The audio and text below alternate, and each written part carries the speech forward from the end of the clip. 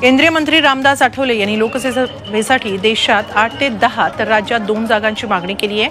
RPI Athawale गटाच्या चिन्हावर निवडणूक लढवणार असल्याचं देखील त्यांनी सांगितलंय। आता एनडीए आघाडीमध्ये त्यांच्या वाट्याला किती जागा येतात हे पाहणं महत्त्वाचं ठरेल। एक 8-10 जागा मिळाव्यात अशी आमची भूमिका आहे। नव्या वर्षात वाचाळवीरांना बुद्धी यावी असं म्हणत देवेंद्र फडणवीसांनी नाव न घेता राऊतांवर टीका केली आहे। जनतेच्या अपेक्षा याच आमच्या अपेक्षा असतात, त्या पूर्ण करण्याची शक्ती आम्हाला मिळू दे असं म्हणत त्यांनी राज्याच्या जनतेला नव्या वर्षाच्या शुभेच्छा दिल्या। प्रकाश आंबेडकरांसोबत चर्चा सुरू असून उत्तम समन्वय असल्याचं विधान संजय राऊतांनी केलंय। वंचितचा समावेश इंडिया आघाडीत होणार का यावर अजून प्रश्नचिन्ह कायम आहे।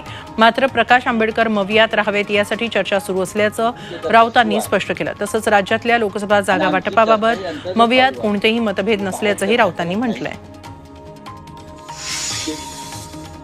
महाविकास आघाडीचा जागा वाटपाचा फॉर्म्युला ठरलाय, लवकरच अधिकृत माहिती जाहीर केली जाईल अशी माहिती खासदार सुप्रिया सुळेंनी दिली आहे। तसंच इंडिया आघाडीमध्ये प्रकाश आंबेडकरांची महत्त्वाची भूमिका असेल असंही सुप्रिया सुळेंनी जाहीर केलंय।